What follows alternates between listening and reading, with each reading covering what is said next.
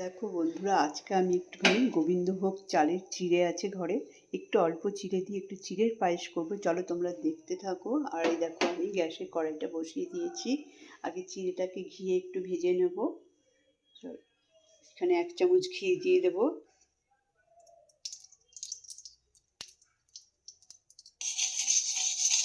ঘিটা একটুখানি গলুক, তারপরে চিড়েটা ছেড়ে দেবো।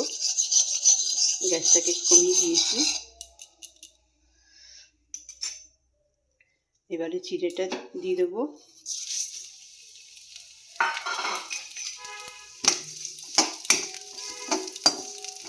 চিড়েটাকে একটুখানি হালকা ভেজে নেব। গ্যাসটাকে একদম লোতে রাখতে হবে।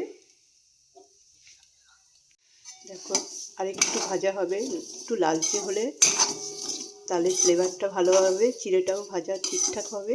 এমনিতেই গোবিন্দভোগ চালের চিড়ের গন্ধটা কিন্তু খুব সুন্দর, তবে ঘি দিলে আর একটু ভালো হয় বন্ধুরা। দেখো, একটু ভেজে নিচ্ছি।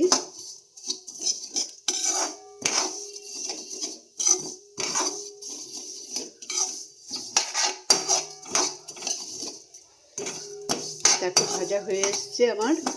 এবারে আমি দুধ দিয়ে দেবো। এই ঘন করে রেখেছি 1 বাটি ঘন দুধ, এটা মধ্যে ঢেলে দেবো।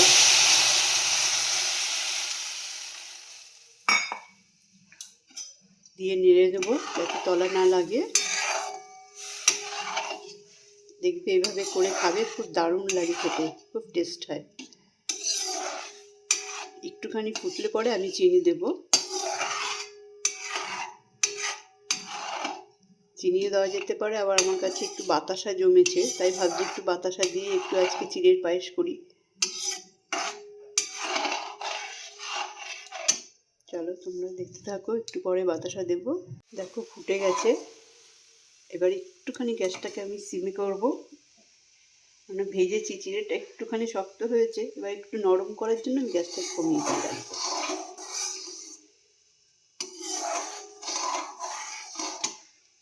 একটু পরে বাতাসা দেবো। এবার এই দেখো বন্ধুরা, এটা টেনে আসছে। এবার দেখবো চিড়েটা সেদ্ধ হয়েছে কিনা। এই দেখো, দেখে মনে হচ্ছে পুরো সেদ্ধ হয়ে গেছে। দেখাচ্ছি আমি তোমাদের। এই দেখো, নরম হয়ে গেছে। এবার আমি এতে বাতাসা দিয়ে দেবো। চিনিও তোমরা দিতে পারো। গ্যাসটাকে একদম কমিয়ে দেবো, তাহলে চেনে যাবে। আবার মিষ্টি দিলে কি হয়, একটু জল ছাড়ে, গলে যাবে। সুন্দর ঘন পায়েস একটা তৈরি হবে। আর ভিজিয়ে রাখা আমার কাছে এসেছিলো কিশমিশ আছে, সেটা দেব। কিশমিশ ভিজিয়ে রেখেছিলাম, কটা কিশমিশ দিয়ে দিলাম। নামানোর আগে এলাচের গুঁড়ো দেবো, তাতে ফ্লেভারটা আরও খুব অসাধারণ হবে। চলো দেখাচ্ছি। দেখো বন্ধুরা, আমার হয়ে এসছে পায়েসটা, চিড়ের পায়েস। এবার একটু এলাচের গুঁড়ো দিয়ে দেবো।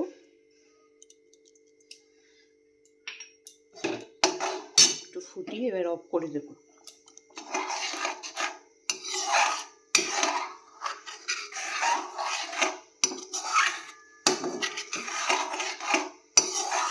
আমি এবার বাটিতে ঢেলে তোমাদের পরিবেশন করে দেখাচ্ছি দেখতে ঠিক কেমন হয়েছে। চলো দেখো বন্ধুরা, আমি পাত্রে কাচের বাটিতে আমি ঢেলে নিয়েছি। চিড়ের পায়েস তৈরি হয়ে গেল আমার। কেমন লাগলো তোমাদের বলো। পছন্দ হলে তোমরা এটা বাড়িতে তৈরি করে খেও, অসাধারণ লাগে টেস্ট। আর যদি এটা গোবিন্দভোগ চালের চিড়ে হয় তাহলে তো আর কোনো কথাই নেই, দারুণ লাগে। দেখো, তোমাদের চামচ দিয়ে তুলে দেখাচ্ছি ঠিক কতটা ঘনত্ব হয়েছে। দেখো কত সুন্দর, খুব সুন্দর টেস্টি হয় এটা। তোমরা তৈরি করে খেও, আর কেমন লাগলো বলো কমেন্টে অবশ্যই। চলো টাটা, তাহলে পরের ভিডিওতে দেখা হচ্ছে। বাই। তবে সবাই ভালো থেকো, সুস্থ থেকো, এই কামনা করি। চলো টাটা।